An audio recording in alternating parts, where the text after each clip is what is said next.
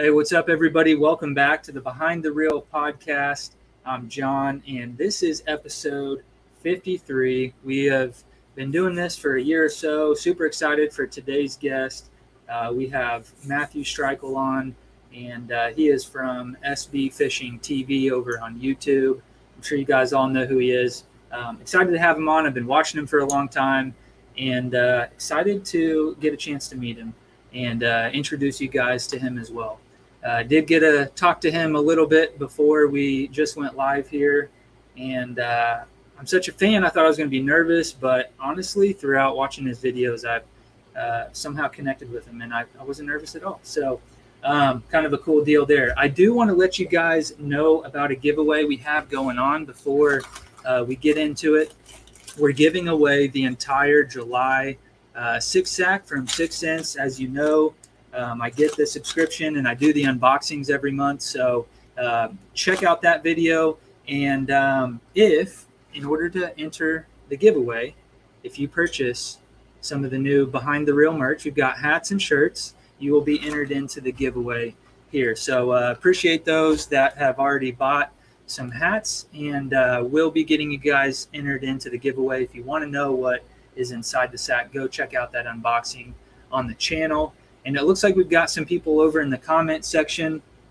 Appreciate you guys over there. That'll kind of keep the conversation flowing. If you guys have questions that you want to shoot over, make sure you do that over in the live feed. We will be getting to those just as quick as we can. So appreciate you guys already showing up. We're going to go ahead and bring Matt on, and we'll just get right to it. What's up, man? What's going on, John? How are you? Pretty good. How are you doing tonight? Doing well. As we were talking earlier before I hopped on, I'm actually going fishing like as soon as we're done. My first night fishing session in over a year, so I'm pretty excited. I'm hoping that we catch a couple at least. How do you like, I guess we could just start right there. How do you like to target them at night? I really have such little experience fishing at night because with the whole YouTube thing, it's so difficult to film an even semi-decent video that I even hate to say it, but like I kind of shy away from the night fishing just so I can really focus on making content. And, you know, with the GoPros and the cameras running, it's secondhand to me. It's just like not even there. But yeah, again, the night fishing thing is somewhat new, but I'm going out with my buddy Billy, or Billy Bates, as I call him. Yeah. So I'm sure we'll be throwing some big top waters. And he's a swim bait guy, right? He is a swim bait guy. He's the guy that got me into swim bait fishing. Like, very honestly, cool. As little as I may do it, he is the dude that really got me on it. So that's who I'm meeting up with later. And I'm assuming we'll be doing some big, like big walking baits. And he really likes throwing like these giant, basically like musky size jitterbugs. And they look and sound phenomenal. Yeah. Heck yeah. Heck yeah. Yeah, I want to say that maybe you've had a couple videos targeting muskie with him. Is that right? Or yeah, we've done it. I've gotten him out with my buddy Sam from Blue Ridge Muskie, I think twice, or actually 3 trips. And all of them were awesome. Like the first time we went out, he caught one that was like 48 inches or something. It's like a giant first muskie. And the next 2 times we were sight fishing them when the river was real low and clear, and it was unbelievable. Like fishing jigs, basically like floating down the river, just looking for them. We'd spot one, point it out, and like creep up behind it and just like flip a jig up to it, and it would smoke it. It was unreal. Yeah, that's like I don't know what beats that, but I've never caught a muskie. I've caught some pike. We have a small little lake around here. There's like one lake in the entire state that even has pike, and it's like 100 acres. It's tiny, but I've hooked into some like 30-inch pike, and that's about as close as I got to muskie. But definitely on the bucket list. What, right? For you? What's that? Like people should add that to their bucket list. Muskie? 100%. Yeah, you should do it at least once just to experience it and like. Seeing a fish come into the boat after your lure the way they do, there's nothing else that I can really compare to that, like of that scale at least. You know, if you're fishing a glide bait, yes, you will have fish follow your bait, but there's something about like a 40+ inch muskie behind your 12-inch bait that's just crazy. And the way that they'll chase it around the boat, like they don't even notice you're there. It's like they're in their own world and they do not care that there's a whole boat and two dudes looking down like, oh my God, it's wild. Heck yeah. That reminds me, did you guys see there was, I think he was fishing a shad, and it looked like he was in some stump field on, something you'd see on like Lake Fork or something like that. It gets hung up on one of the stumps. Did you see that? And a fish comes up and smokes it. And out off the tree, right? Yeah. Yeah, that was nuts. That was insane. My brother sent me that like a week ago, I think, and I was just like, damn, that lake must be awesome to fish. Like that's crazy. Yeah, they see their opportunity. They just can't help but like, it's my time. Like I gotta take this opportunity, and they don't even. It's like adrenaline is just taking over at that point. Yeah, and I really think that that's how the muskie react. Like when they're chasing a bait in, and then you go into the figure eight. It's like that's the only thing in their brain that is going on. Is like I'm gonna follow this bait, and I might eat it, or I'm literally gonna smash it as soon as it gets to the boat. Yeah. Heck yeah. Oh, so South Jersey fisherman here, he's talking about the only thing you can really film is the catch at night unless you're using a lantern on boat to illuminate the area around you. So I went out a couple weeks ago and I took one of my lights, kind of the lights that I use for in here, which aren't working very well right now, but set it up on the deck of my boat, and it does the job, but it also attracts the hell out of the mayflies. And right. I spent a lot of time cleaning that up afterwards. I'm sure that it's just a very difficult thing. I haven't fully tried to tackle yet is the night, like filming a full night fishing video. Yeah. But I guess I got to go out and try to figure out how to catch them first, and then maybe start worrying about filming. Yeah. The guys in the Ozarks are really big about adding like the black lights and stuff. And I think that does give you a little bit more of, sight. But probably doesn't attract the bugs as bad. Yeah, that's true. That I've seen that, and then with the John boat I'm running, I have some like black lights on the inside, and it's definitely nice for when it's dark out, like when you're launching or loading up. It doesn't kill your eyes, and you can see. And it's not really bad with the bugs either. But heck yeah, that John boat is pretty sick, dude. It's unreal. I mean, it is. Quite honestly, one of the nicest fishing platforms that I've ever fished off of. It's like the perfect size. I can keep all of my rods and tackle in it. Plenty of space for two people to fish out of. Honestly, I've fished 3 people out of it multiple times, and it's plenty fine. Really? Yeah, it's unreal. Something I do want to mention. I guess I'm airing my dirty laundry here a little bit, but everybody that's watching, I need you to do me a huge favor. Share this video just so we get a few more viewers in here, just so we can get a few more comments going. I said a not very nice thing about a very bad person, and so Facebook did some sort of restriction thing, and so every time I post into a group, apparently this is what Facebook told me, my post goes to the very bottom. So nobody's actually seeing my post when I'm trying to share. Basically, a guy that killed his wife and his daughter, I said something about how he should have a bullet in his head. I didn't think it was that out of line, but apparently Facebook did. So do me a favor, guys. If you're watching this, share this in your local fishing groups or share it with your friends. So I've been posting. A lot of you guys that are seeing my posts would probably think I'm being a little bit redundant, but that is why. So hopefully you don't think I was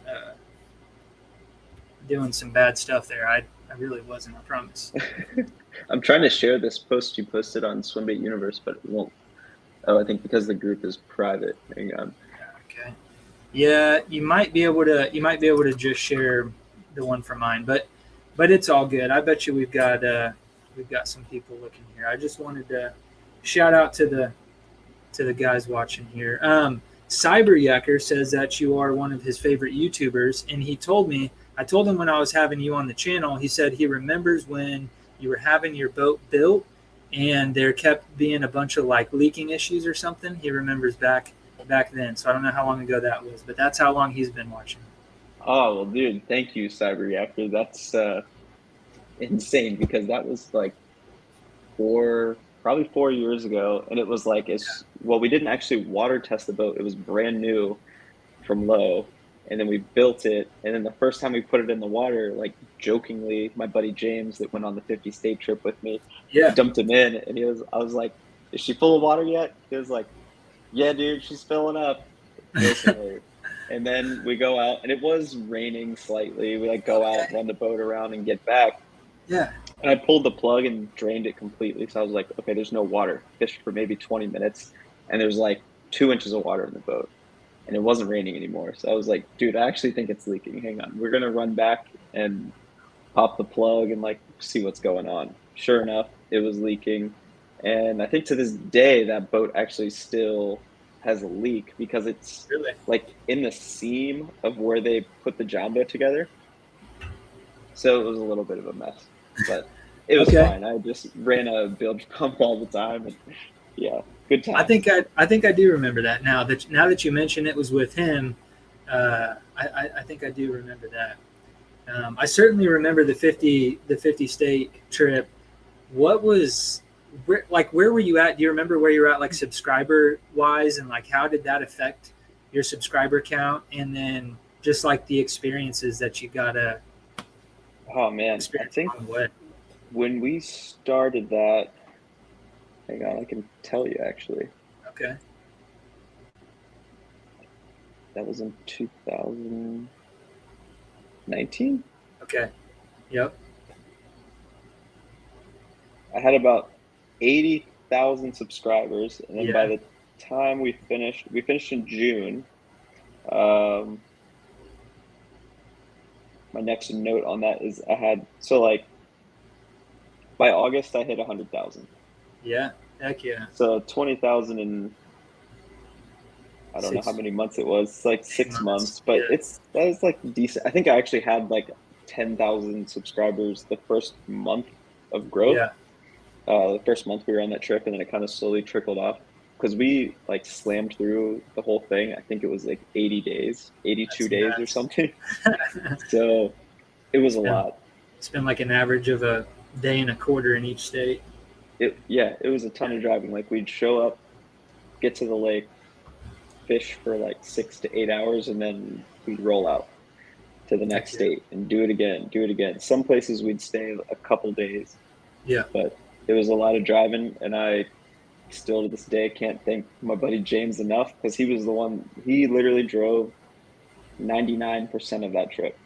Yeah.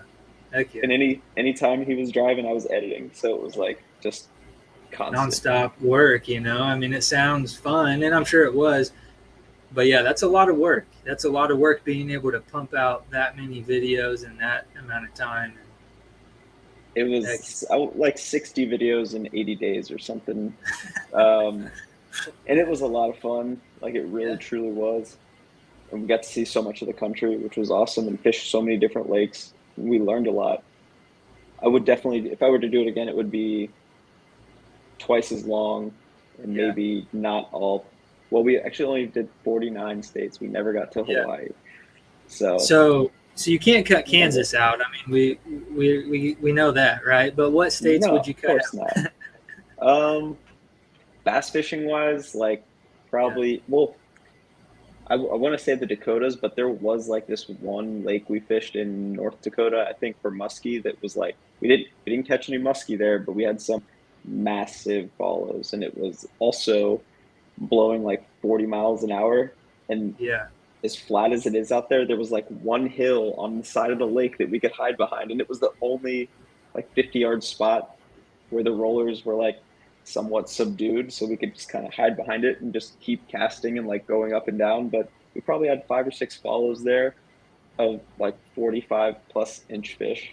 Wow. In the however many hours we were out there, and that made me want to go back real bad because they were huge muskie in there. If you end up going back to the Dakotas, let me know and I'll put you in contact with James Francis, because he is an absolute hammer, and he just moved up there He's done some filming with Chad Hoover here recently, and they've been Mhm. smashing the big smallmouth.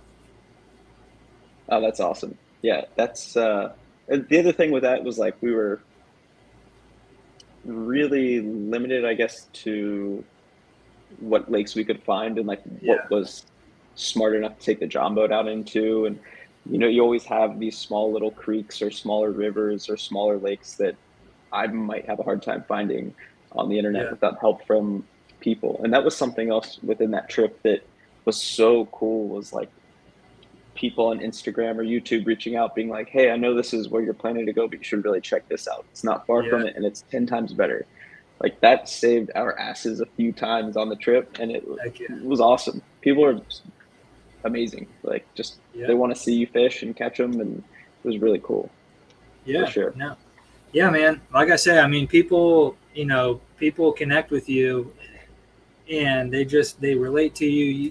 You just, I don't know. It's just kind of cool to see that you have grown so naturally, and you've had some pretty sweet partnerships, and you've been, you've been offered these awesome opportunities, but you've never like compromised your character. So shout out Thank to you you. for that, man.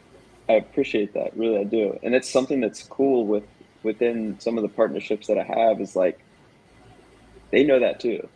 And Yep. they don't ask me to do anything different. And that's where I'll bring up like angler's choice. Like one of the first things they said to me was like, yeah, I brought up, I'm fishing out of this John boat. That's not even my John boat. That's my buddy Matt's John boat. He built it. I basically fish it for promotion to help his business. Yep. And it gives me a fishing platform to fish all these John boat tournaments, which is how I grew my channel. So Yeah. that can't go anywhere. And they're like, no, we don't want you to change anything. Like we'll help you out with a bigger boat to fish bigger tournaments, but we really want to see you continue doing what you're doing. You've obviously grown however big you've grown by doing things the way that you've done them. And that's what we want to support. And it's been a very organic deal with them. And I feel like I can't thank them enough for that. I think it's so cool. And that's kind of how I approach a lot of the deals that or like, partnerships Yeah. within people that I work with, because I don't really know how to be anything different than how I am. Like I Yeah. might go a week or two without posting because fishing sucks or like I'm out of it. And then I'll post every day for a month. Yep. So Yeah, no, I think that just that's what you have to offer. So there's no reason to try to switch it up and do something that's gonna eventually, if you did try to do something that was just out of your character, it would come to bite you in the butt. So wouldn't be a good move anyways. exactly. I agree with that 100%. So that being brought up though, the deal that you have with both of those companies, um, what are some of the differences that you've noticed? Like maybe why are some of the reasons that you want to go out in the John boat, or maybe how that experience is different from taking out the Ranger? Kind of maybe pros and cons of that. Sure, of course. Well, first and foremost, obviously, something that everybody can relate with is just how damn expensive it is to run a big boat.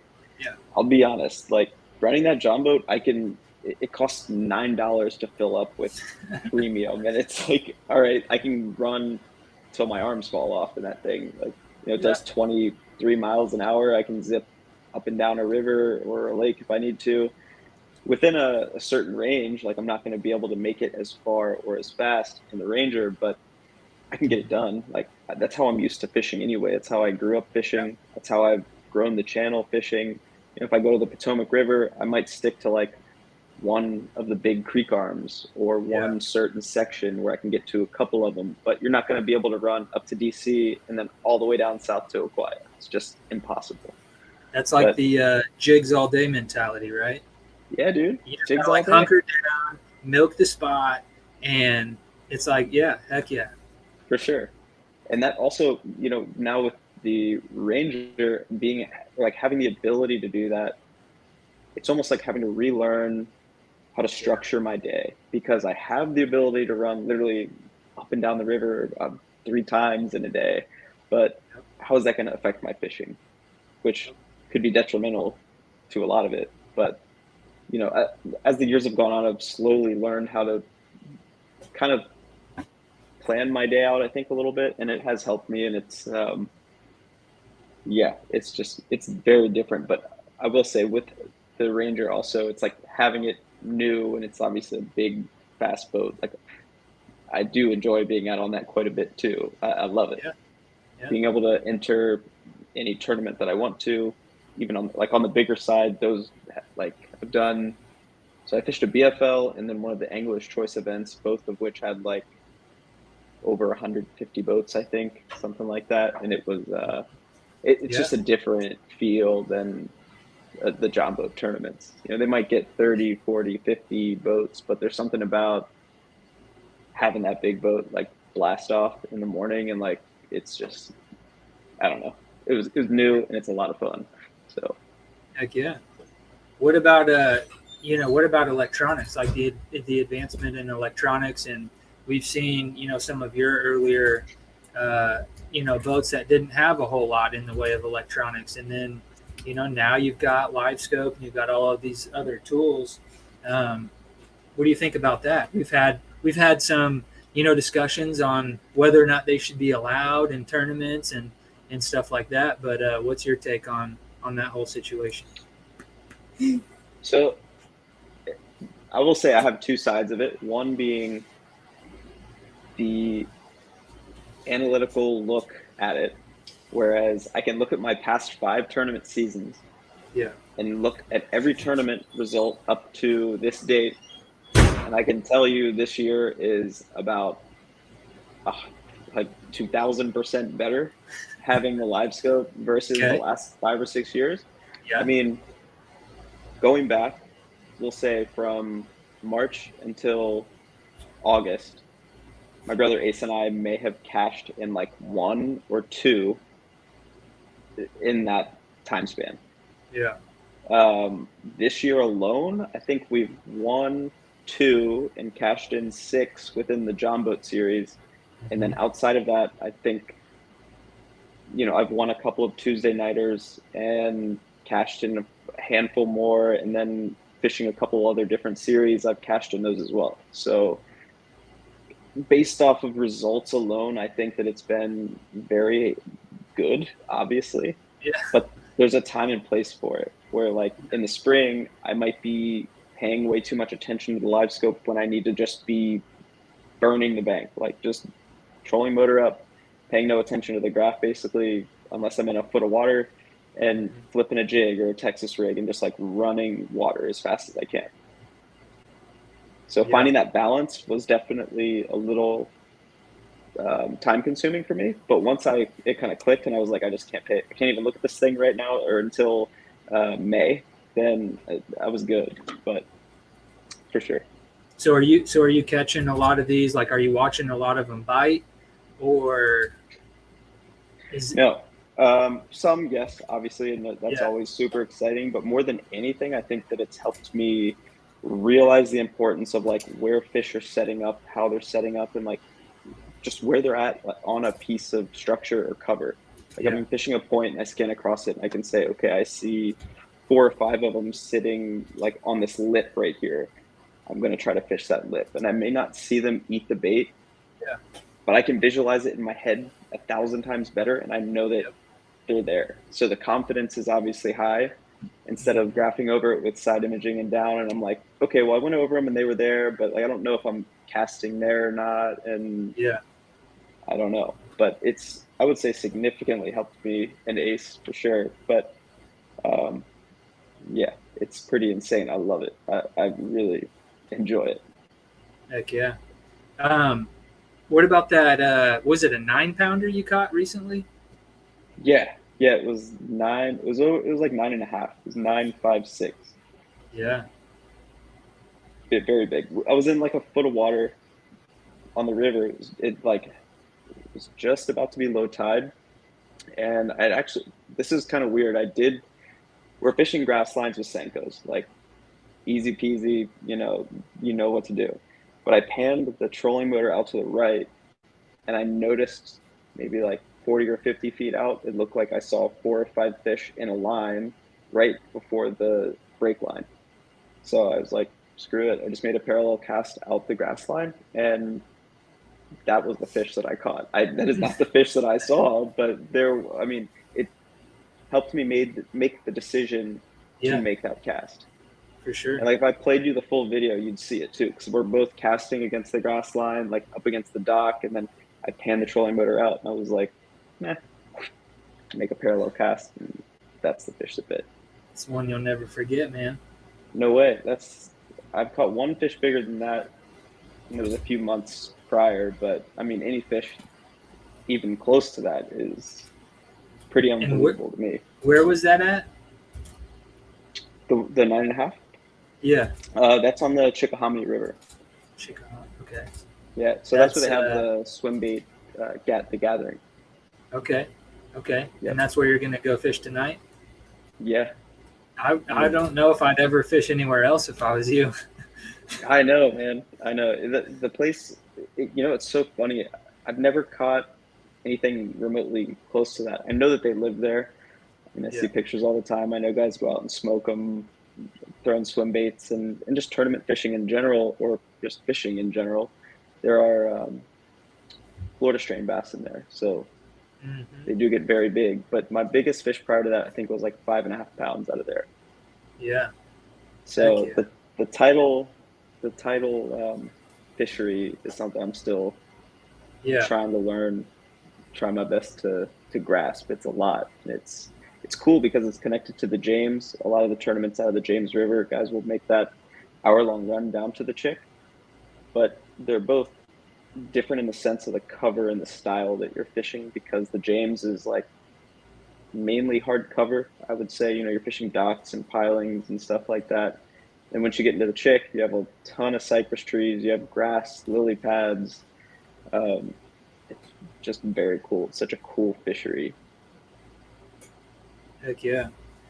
Yeah, some John Hudgens is shouting you out. Says Matt is genuinely one of the best guys I've ever had the pleasure of meeting.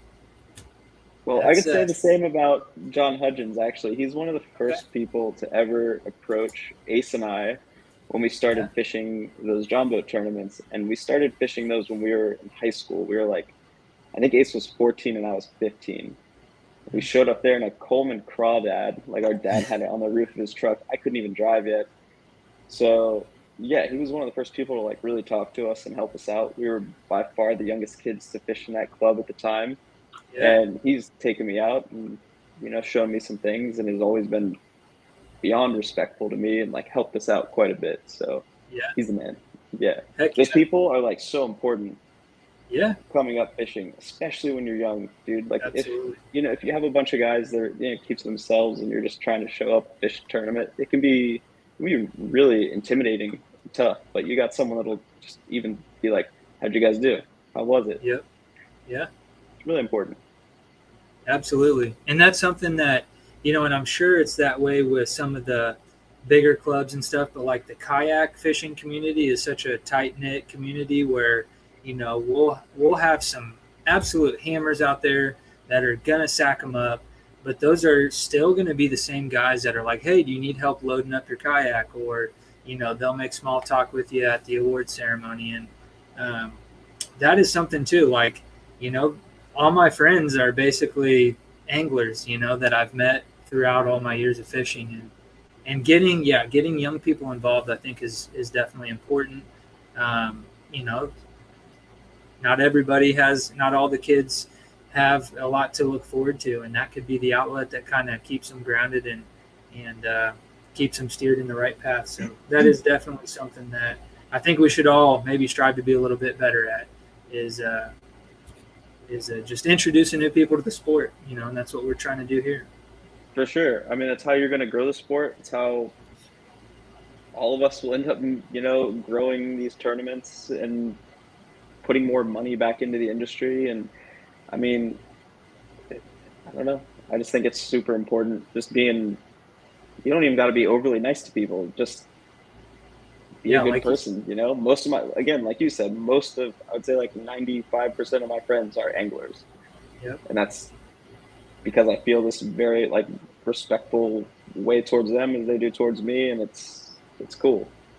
Yeah, absolutely. Yep.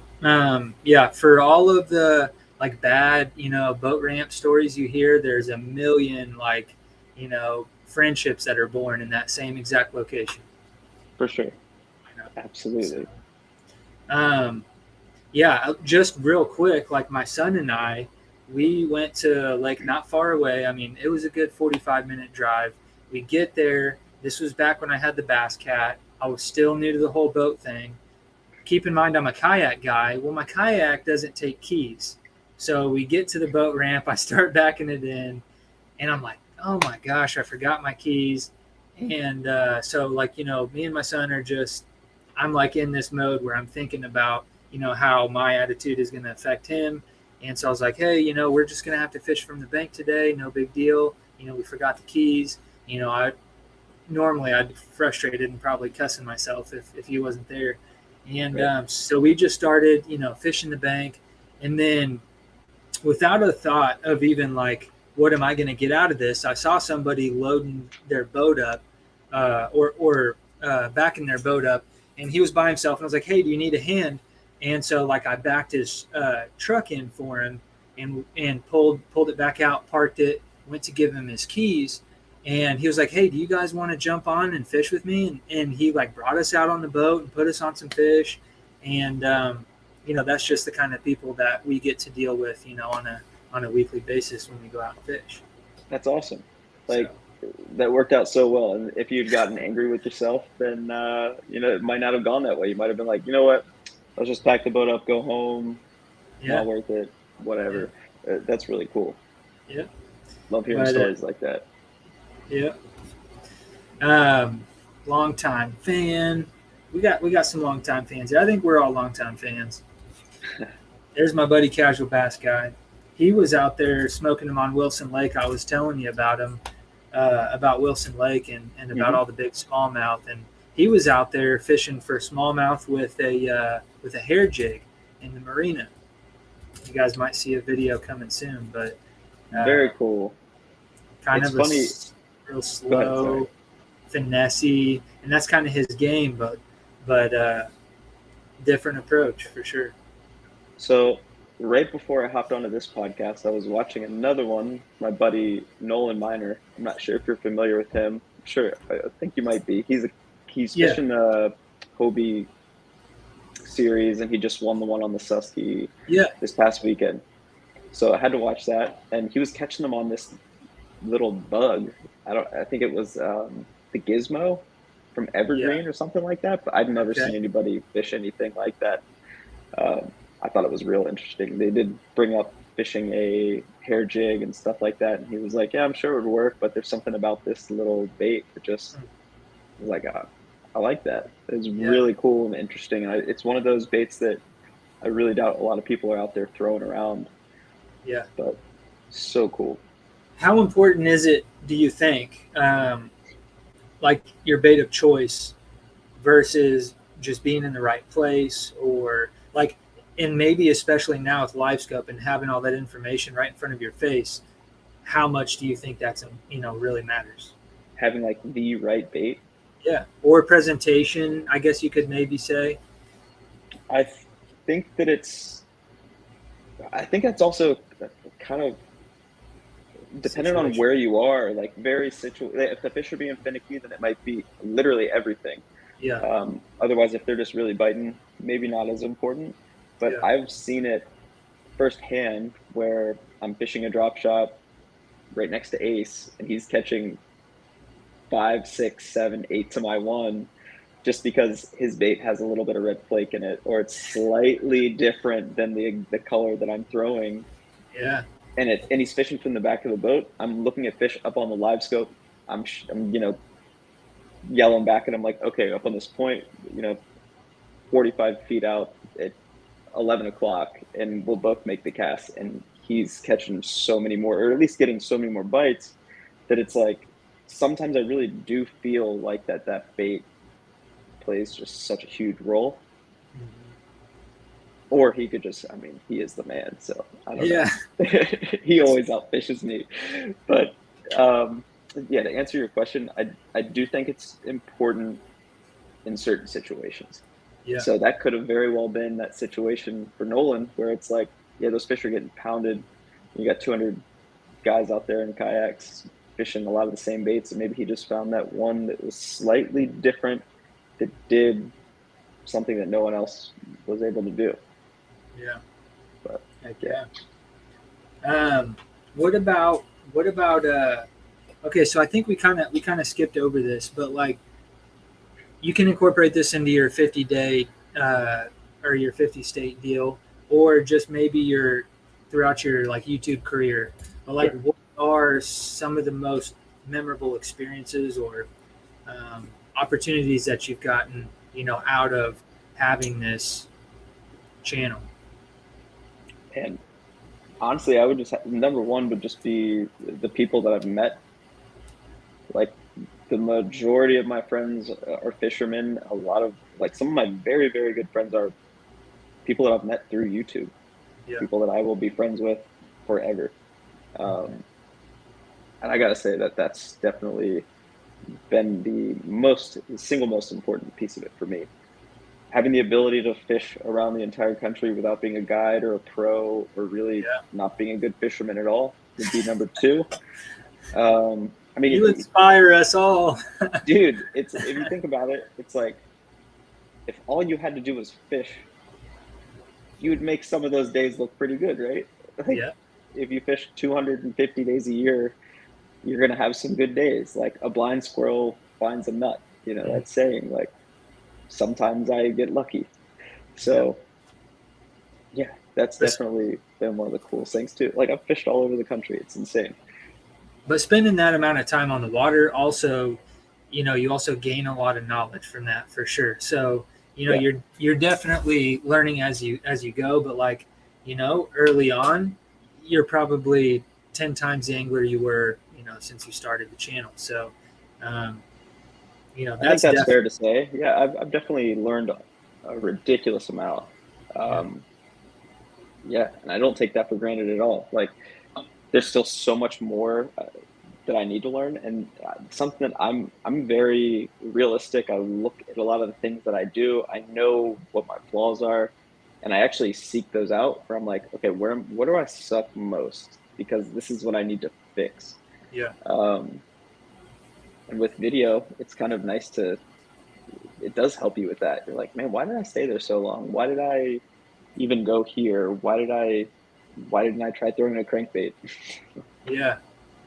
I was doing that here recently, and I was going back and I was editing this video, and I was catching fish in this spot. And I never, I was like, okay, well, maybe I'll go try something else. And I never came back to that spot. And I'm just like, what would happen if I came back to that area, yeah, you definitely learn from things like that. And so take that with you the next time you go out, and try to keep it in your back pocket for sure. For sure, definitely. And that's another one of those spots where the live scope has helped me so much is in situations just like that where I'm like, all right, I need to go back to this spot because I was catching them pretty good and the bite kind of died off. But I think it's one of these spots where they kind of recycle. You roll back and you can pan around and see if it looks right or not. Mm-hmm. And you're not going to waste 20 minutes fishing there if it just doesn't look right. Yeah. Say, they're not here, or they're not here right now. I'm going to keep going. Whereas without it, I would go back and sit there for 25, 30 minutes and hope for a bite.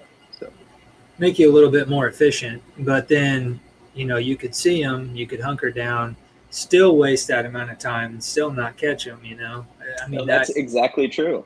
That yeah. is very, very true. I mean, So, I've had so many fish over the last year of having the live scope follow my bait down all the way to the bottom and look at it and just sit there and look at it until they either turn away or I reel in the bait and it's done. It's insane. heck yeah. Okay, so JP says, "What's up, everyone? Been following SB for a while. I fish a lot of the same water, the Potomac River." Heck yeah. Awesome. What's up, JP? Thanks for joining in. Okay, so I'm a little bit scatterbrained here. So, tournament fishing, that started out young age, little crawdad thing, little 2-person skimp or whatever they call them. Yep.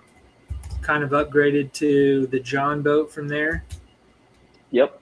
So from the Coleman Crawdad, we had 14-foot V-hole that we built out with our dad and our granddad, and then fished out of that for years.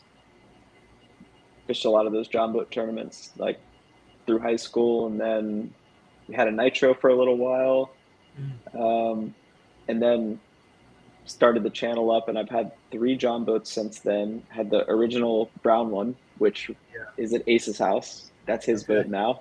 Nice. The 50 state boat, and then now the Trick Tins King Neptune. Yeah. And the Ranger, of course. But yeah. And you had the Gambler still. Do you have that? I do have the Gambler still. Yeah, it's still sitting out front. I'm really rednecking up the neighborhood, but I would like to get it done and then sell it. But I do feel like I need to finish it because I've put so many hours into it. I'd really like to be able to say that I restored a boat, at least to my ability, you know? Yeah. Like the wiring alone, I feel so confident in. I think I did such a good job with the wiring. That's my number one seller. I'm like, this thing will never need to be rewired ever again. Yeah, and that C-Deck stuff you put on it looks really good. Thank you. Yeah, that took a lot of time, and I'm really happy with how it turned out. You know, it wasn't like a custom CNC cut job, and everything I did, I had to do myself. And it actually does look pretty decent. I'm happy with it. So one day that I do finish that thing up, I'll be stoked to take it out on the water, a couple trips, and then let it go. I'm hoping that, you know, someone, either a subscriber or follower or someone close to me wants it. Like I'd hook them up with it too. Yeah. Just at least hope I can get back what I put into it. I'd be happy with that. Like if someone can get a boat to be able to get out and fish tournaments or whatever it may be, like, you know, I think I'd be stoked on that. I'm not trying to make double, triple what I bought it for. I wanted to redo a boat basically, and that's what that was. Yeah. It's almost like rehoming your pet. Like you got to get rid of it, but you want to make sure it goes to a good home. Right. Exactly. You don't want it to spend the rest of its life in somebody else's driveway. You know? No, I want that thing to be fished like to its death. Like I want them to beat it up, take it out, and like fish it. That's another thing I will say. I've told both of my current boat sponsors. I was like, I'm gonna fish it. Like I'm gonna fish it hard. Like, so they were cool with that. I'm very happy about it. Because like with the John boat, I can't even imagine how many 10 to 12 hour days out on the water I've put into that boat and trailering it around, and I don't even know. These are things I feel like I should be recording, but I never do. Yeah.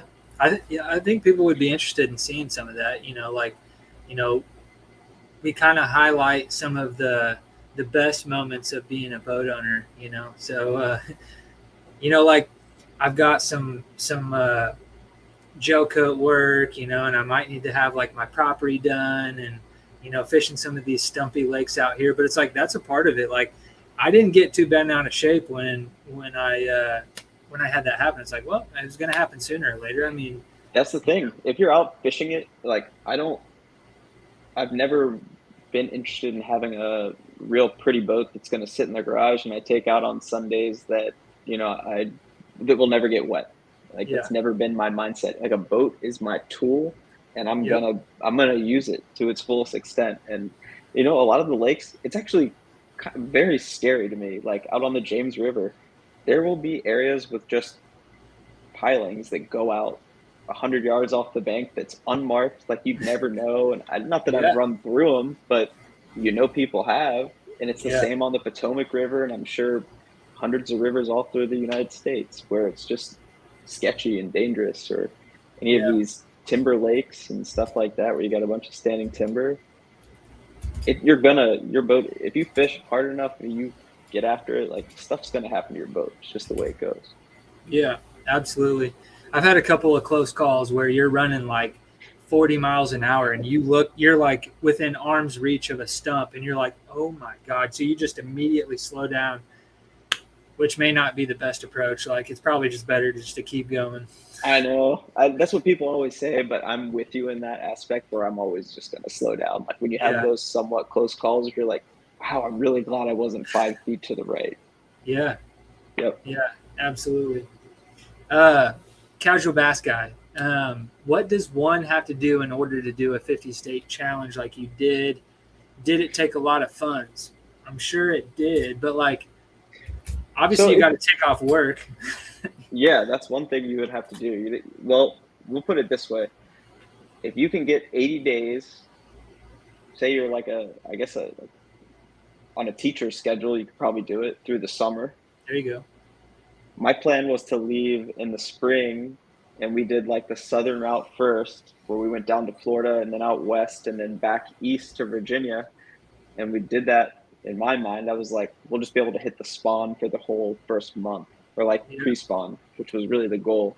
I just wanted to put myself and James in our best position to catch the biggest fish possible. Yeah. It was still tough in a lot of states, like And you put him on, extremely like, tough. he caught a couple big ones, didn't he, on that trip? Like, Like fives, and I want yeah, to say he caught his personal best, which was over 6 pounds I during think that so. trip, Yeah. which James wasn't a very big fisherman, we'll say, before going on that trip. He was just Yeah. a close friend of mine I've known since childhood. Yeah. And he had his timeline set up where I knew he'd have a couple months off. And I was like, dude, you want to come with me on this crazy trip? And he was like, yeah, let's do it. But he was definitely into the smallmouth. I was so stoked to kind of be able to open his eyes to that when we fished St. Clair. I think he caught multiple over 5. And I'm like, dude, I promise you, when we go back to Virginia, it's not going to be this easy. But it was like unbelievable to see those fish up there. I know they get significantly bigger, but for us Virginia boys, 5.5 pound Yeah. smallmouth, pretty damn That's big. that's nuts. Yeah. I mean, my PB smallmouth is barely over 3 pounds, here in That was Kansas. mine before the trip, dude. It was Yeah. like 3.25, just out Yeah. of a small area we fish. But Yeah. unbelievable to see those fish and how many of them there are there of that size. It's Yeah. crazy.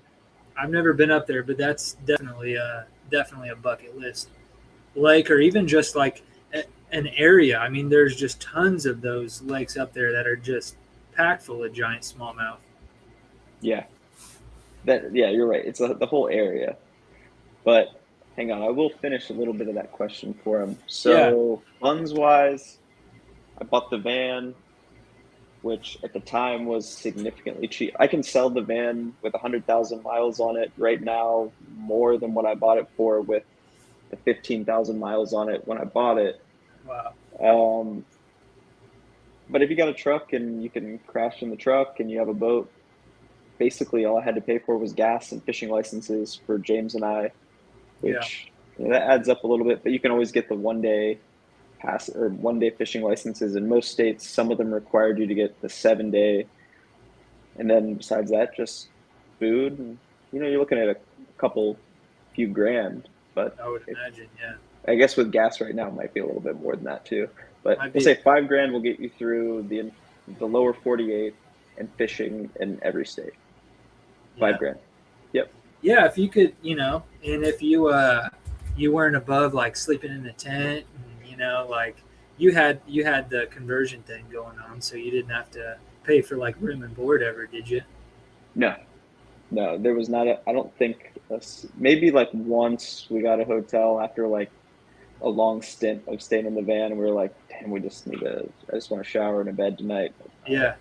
But I could see for the that. most part, we got so comfortable in that we'd like show up to fish with people in a state, and they're like, oh, you can crash. Like, we got room in the house. We're like, nah, it's cool. I'm just going to crash in my little hammock in here, basically. And it got to be that comfortable. It was pretty neat. But Hell yeah. yeah. Okay, so what is your favorite type of swim bait to use like in a tournament situation, and why? Just talking big swim baits, right? Well,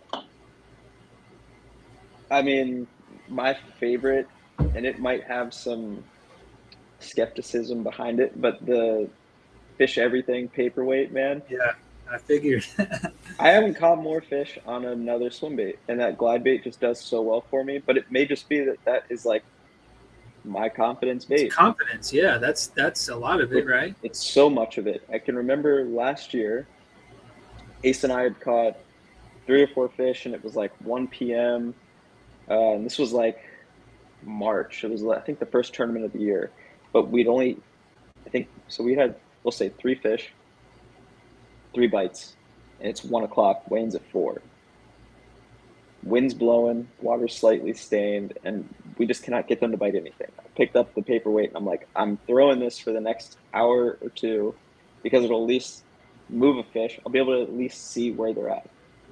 And I think I completed the limit with all fish over 3 at that point, or 3, 4, and 5 pounds with that bait. And I was like, it's just situational though. It's one of those things where I literally just wanted to see a fish, and they will follow the glide. Like if you throw a glide and you have a live scope, you're going to be pissed. I'll just say that. Like the amount of fish that follow that thing, that don't eat it, is unbelievable.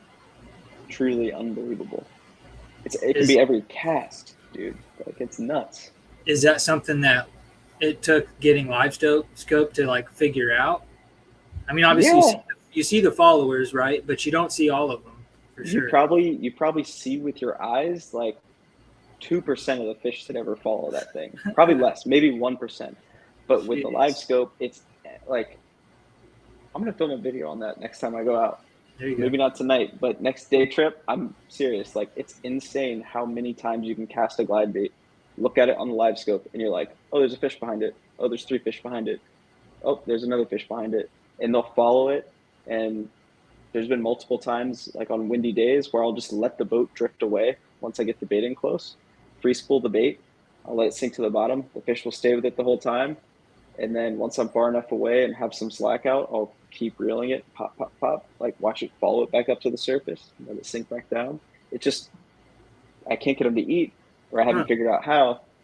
But the way that they stick with the bait and will follow it in, unbelievable. Is it just a realistic profile? Is it the action? Like, I don't know. Honestly, I think it's a little bit of both. I think a lot of it is that when fish see any glide bait, for that matter, going through the water, they just want to go look at what it is. Kind of like how a muskie would with like a giant bait. You know, a lot of the times they don't want to even eat it. They just want to inspect it. And I think with the fish that I'm seeing on the live scope, that's what's going on. It's just fish coming up to take a look at them. But it could be, I don't know. It's just my confidence bait again. So it's always. Have you tried the Chad? No, I haven't, but it looks real nice. So this one was painted by, we've had this guy on. We haven't had KGB on. I'm working on that. I know some guys who know him, so that may be a thing. I don't know. But Triple P Customs, he makes a full-time living out of painting swim baits. So there's only a few guys that do that, you know, like B&A, but Triple P, that's what he does. If you buy a bait at Baitworks, he's the one that painted it. And he gets a lot of KGB swim baits because he's over there in the Ozarks area. But yeah, this is one that I got from him. So shout out to Triple P Customs. That looks awesome. Yeah.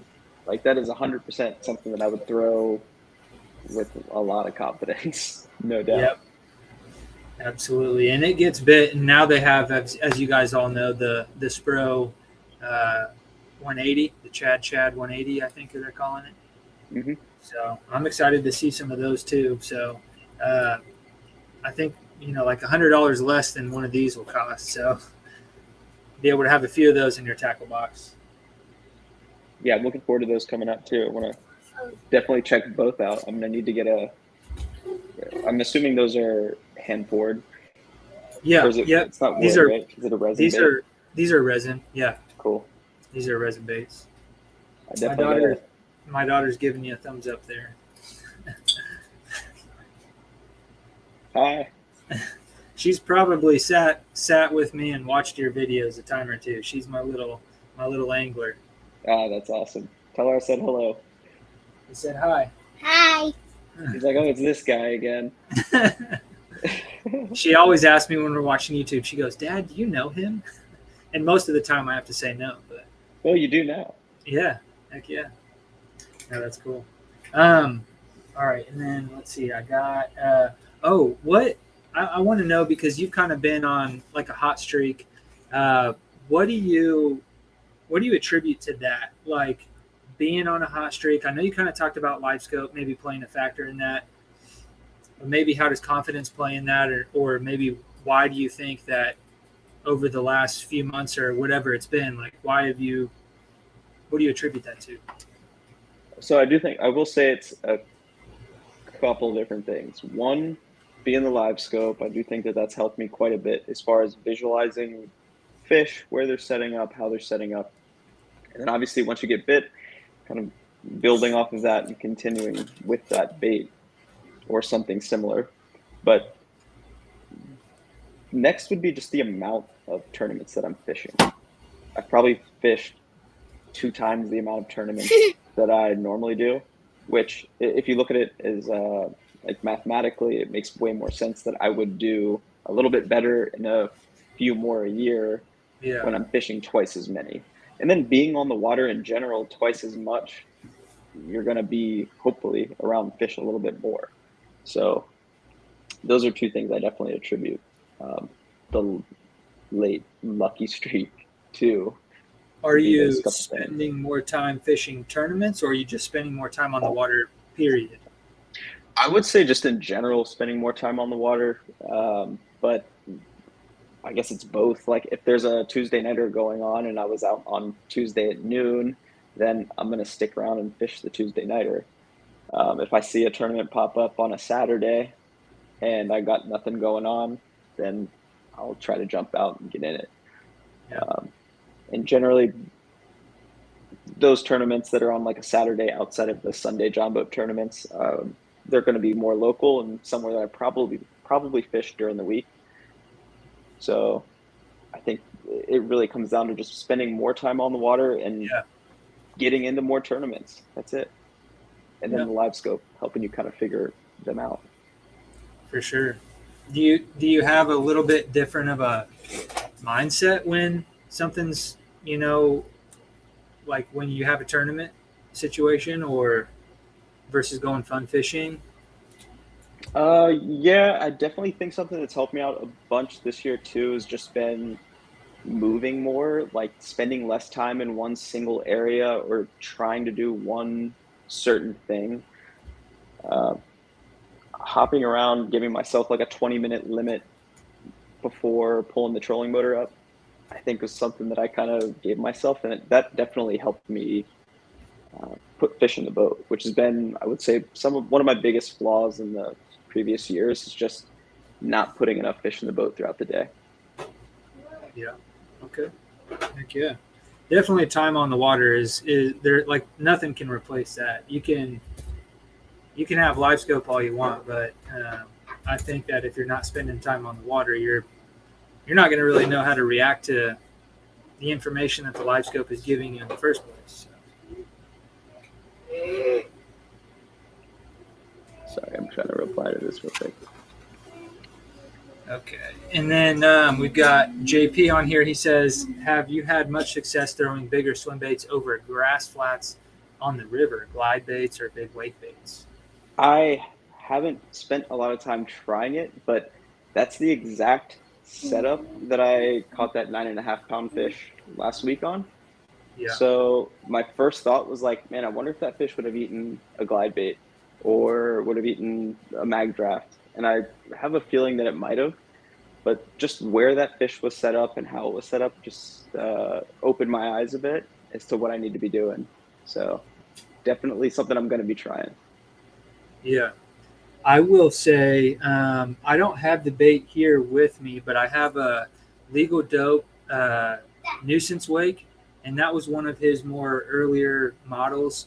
This is a trout bait. This is my wife's, but it's a wake bait, right? Nice. And these wake baits, they fish really well through any kind of structure and cover. I found out that they actually fish really well in somewhat thick vegetation, and I've caught a lot of fish fishing these things around like heavy grass mats and flats and stuff like that. So I don't know about in your area, like in the river and stuff like that, but I will say that those fish are in that grass for a reason, and it's generally to ambush.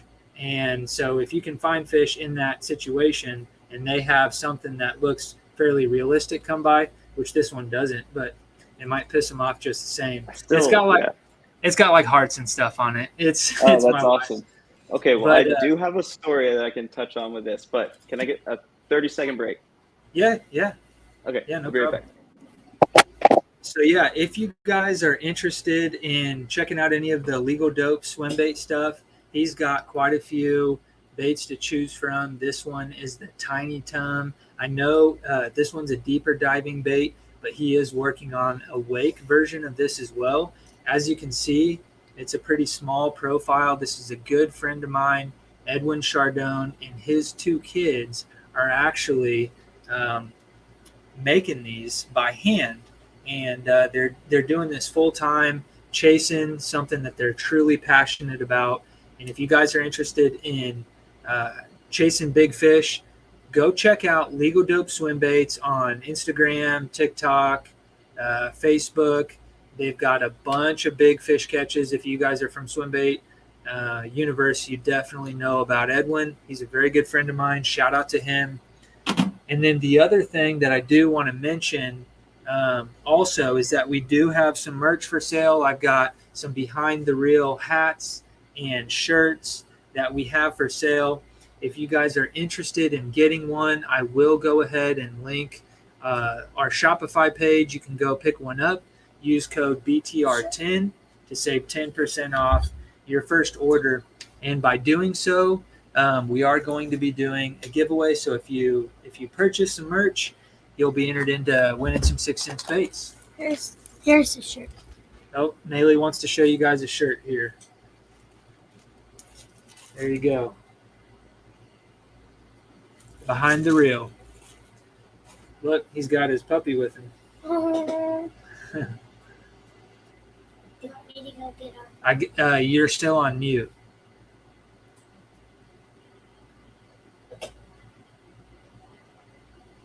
Got it. There you go.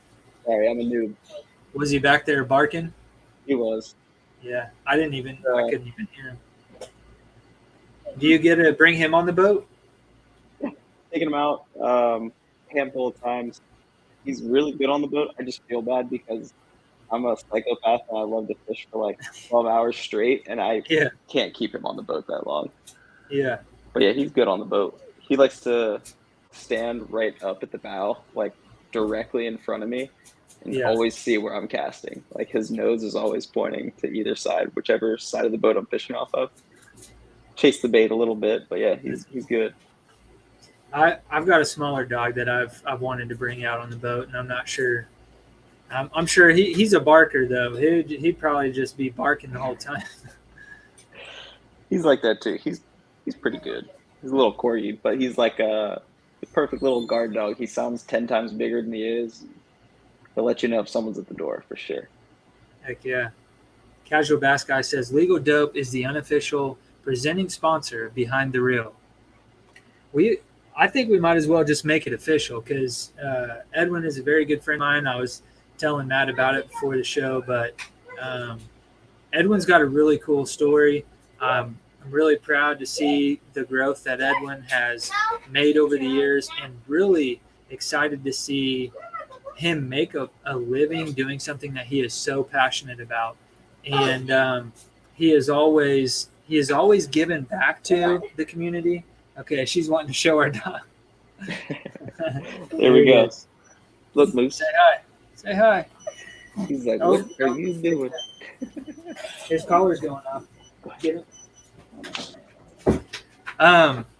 So yeah, something really cool. Just a little tidbit about Edwin. When I met him, he gave me my first swim bait, which was an S Waver.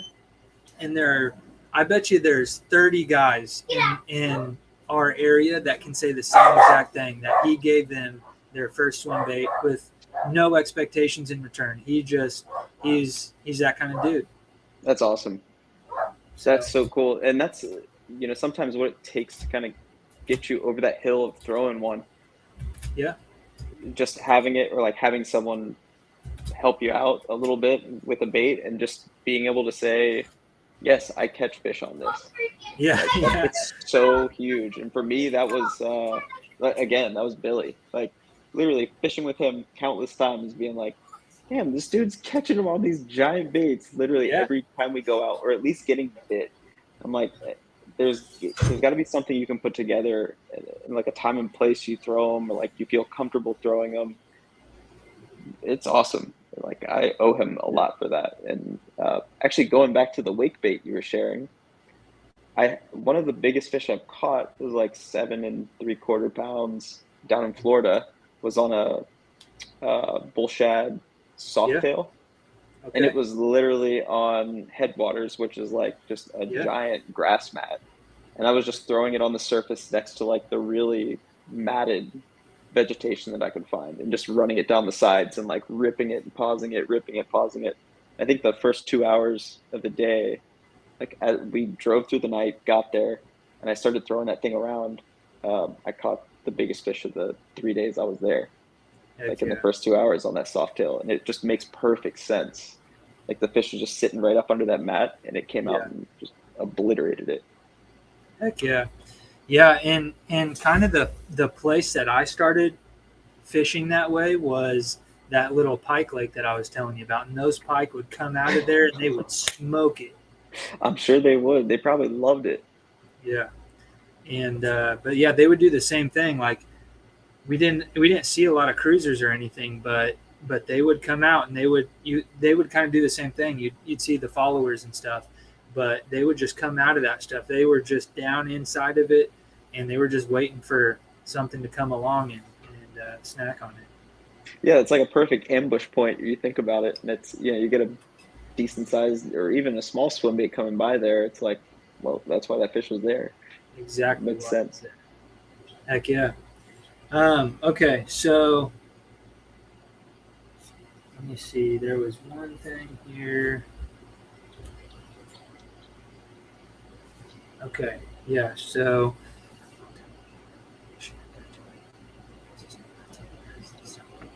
I think his go-to bait, as far as big baits, was going to be the Fish Everything paperweight. That would be his go-to swim bait. So yeah, shout out to the swim bait community. Those guys are cool.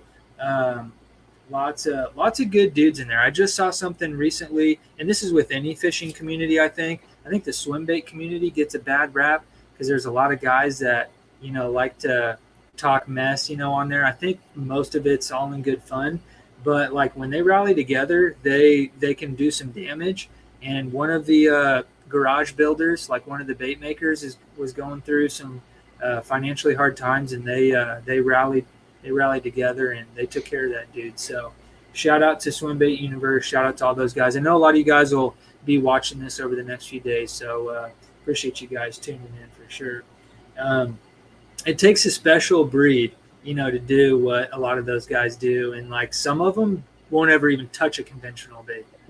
Yeah, no, I know. I'm on there all the time. I may not comment or be very interactive within it, but I will probably say I read something on there at least once or twice a day, like multiple different comments or threads or whatever you want to call it. But yeah, I'm on there quite a bit, and I see a lot of the things that go on, and I've been on there for a while, so it's very, very cool. I still wouldn't call myself at all like, a big swim bait fisherman, because I do a lot of conventional stuff, but it's something that I've realized is super important. It's got a time and place, and there are guys that can go out and do it year round. I'd be starving if I had to do that. It's hard to make videos consistently swim bait fishing in Virginia. It's an awesome tool to have in your belt, and you can't ignore it for sure. One thing before we call it a night, again, I appreciate you coming on here. This was awesome. I think this was more for me than the viewers. This was awesome. I really do appreciate it. But I don't know. I was a little nervous. I was like, man, I wonder if I'm going to just freeze up, but honestly, since the moment we started talking, it's been super natural. Like, I don't know, man. I think people have really connected with you watching your videos. I think that you just seem like somebody that we would hang out with and we would fish with. And I think that's awesome. Appreciate you for coming on here and spending some time with us. But one thing is, what piece of advice would you offer for up and coming anglers? Maybe somebody that not necessarily wants to be a full-time YouTuber, but like even somebody who just maybe is interested in making a living somehow in the fishing industry. You just got to have that passion for it, man. That's it. Like, you have a few different routes you can do it full time, right? You can be a guide, you can be a YouTuber, you can be a professional angler. If I'm missing any, please like share it on that. I've been thinking about this a lot myself. You can be a marine electronics salesman. You can be a marine electronics salesman. There you go. So that'd be number 4. How often do you get to fish? Fairly frequently? No. I mean, now you're like, no, I lied. Well, I mean, you could now, but I also have a wife and 3 kids. My. Oh, well, there you go. You should have said that first. Yeah. So that's a lot of work. Yeah. If my son just started football. We got cheer. We just got all kinds of stuff going on. So yeah, absolutely. If I didn't have a family, I would be fishing a lot more. Right. But I just have obligations throughout the week that basically makes it to where I can only fish on the weekends. But yeah, I think that there are several different avenues. And the really cool thing about like what you're doing, and as this sport grows, there's going to be more and more opportunities for people coming along behind us. Absolutely. I think so. 100%. And that's, so again, as you said, there's many different avenues to do it at this point. When I was growing up, I was like, okay, I can either try to be a professional or I can be a guide. I'm not nearly good enough for either. So I had to put it on the back burner. And that's kind of how the YouTube thing came to be. I was like, I might be able to do that. But it all comes down to passion. And like, you got to love fishing. Because if you don't love it, you're going to, like you said earlier about disc golf, and like, you can really enjoy doing it, but when you actually have to do it 200, 300 days a year, you're like, man, this shit sucks. Like, I don't want to go. It's not fun anymore. And then it's not worth the chase. Yeah. So have you ever felt burnout? Like, do you ever? Man, from fishing, no. That's the messed up part. It's from editing. And I'll have like, you have 10 videos you need to edit. And I know that I shouldn't be going out right now, but it's like, I really would rather go out fishing than editing.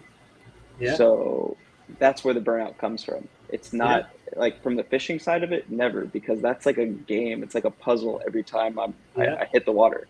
It's like, okay, what are they eating? You kind of build that tree of like, okay, this is what I think is going to work. Okay, this isn't working. We're going to go this way.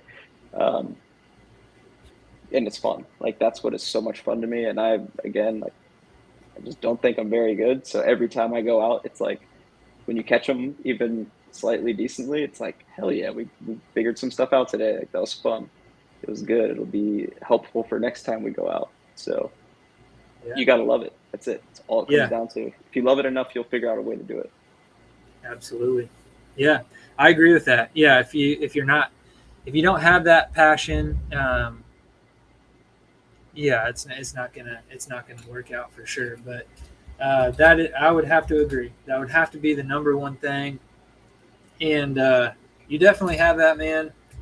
I think that there's always good and there's bad days, but there's always something to be learned from spending some time out there on the water. And if you take small victories, maybe you didn't sack them up, or maybe you didn't even catch a fish that day, but there's got to be something that you can take away from that. And I think that there's a lot more, and this is really why we started the Behind the Reel.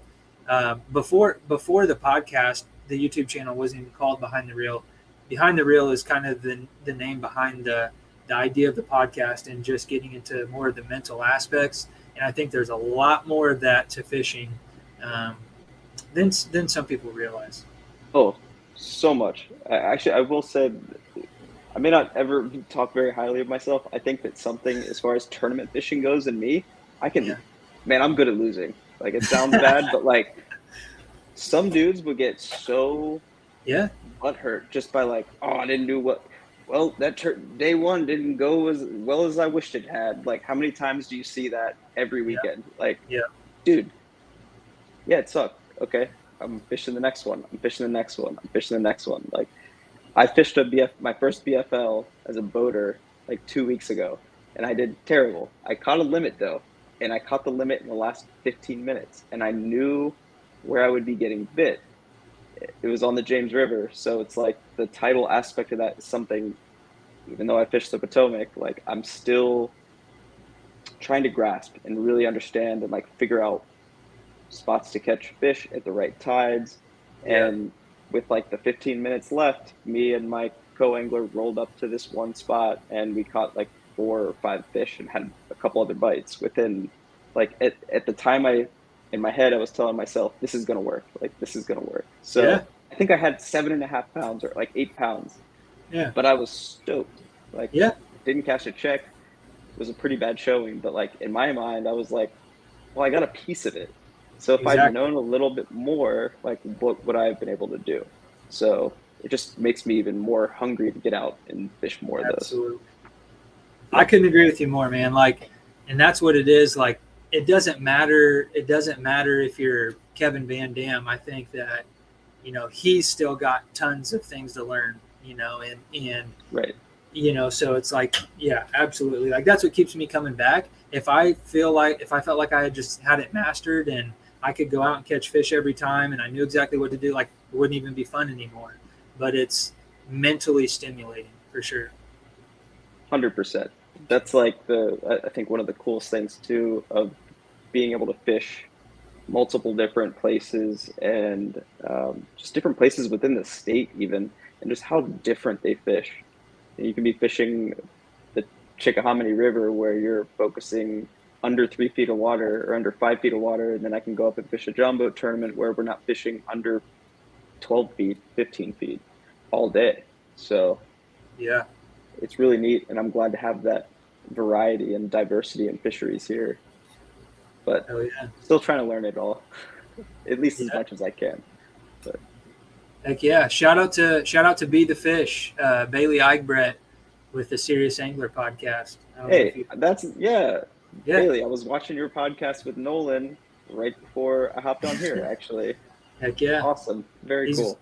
He was on here a month or so ago. So he's another guy. Like, how cool is it that people get to make a living doing what they love, and he's just another good example of that. We're talking about you got to be a guide or you got to be this. Like, look at Bailey, and he's working in the marketing industry, and there's so many more opportunities now than there ever was. And I think that's the coolest thing about, being around for this.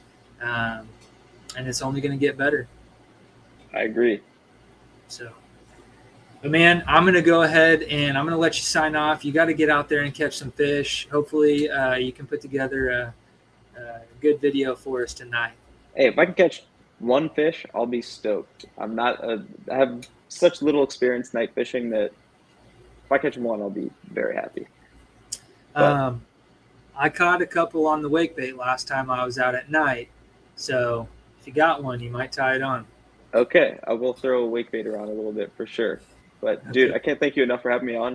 If you ever have another reason to have me on here, I'd be happy to jump on again. And if you ever find yourself over here in Virginia, if I come down your way, I'll be sure to reach out. And again, you come over here, let me know. I'd be happy to take you out fishing anytime. Seriously. Hell yeah, man. I appreciate that. And I'm going to take you up on that. I might just make a special trip out there just for that. It's worth it. There's I can't promise you we'll catch anything, but there are some big ones here. I'll tell you that. Yeah. Heck yeah, man. Well, I appreciate it, man. You have a good night, and go catch them. Thank you. See you soon, John. Take it easy. See you. All right, guys. So that was it. Episode 53. Matt Strykul, SBFishingTV. Seriously, longtime fan of his channel. Really kind of a surreal experience for me, just being that I have watched his channel for probably at least 5 years, I would imagine, at least that long. But really cool to see somebody be able to make a full-time living out of doing what they love, and again, not have to maybe fit the social norms, right, and go into tournament fishing or go into guiding. So he is a really good example of what you can do when you just follow your dreams and you just continue to chase that passion. So really cool, down to earth guy. You see some people get some fame, and maybe they might switch it up a little bit, but not this guy for sure. So definitely check his channel out. I'm sure you guys are already subscribed to his channel, but SBFishingTV, he's got some really cool content, whether you're into fishing out of a bass boat or John boat, whatever it may be, he's got something for you there. Thank you guys for all tuning in. I just want to mention one more time, we are going to give away all of the contents in the July edition of the Six Sack from 6 Cents Fishing. And in order to get registered for the giveaway, all you got to do is purchase some of the Behind the Reel merch, which I will go ahead and link in the description of this video just as soon as we wrap things up here. We've got hats. We're doing those for $25, and we're doing the shirts for $20. And we are doing a 10% off if you use code BTR10. So make sure you go check that out. Support the channel. We're going to keep growing. We're going to keep introducing new people to the sport. And appreciate you guys all for tuning in tonight. I'm going to go ahead and sign off. Thanks again, SB Fishing TV. It was awesome having you on. And who knows, maybe one day there will be a video of him and I together. Wouldn't that be cool? So I'm looking forward to maybe something like that happening down the pipeline. Guys, thanks again. Have a good one.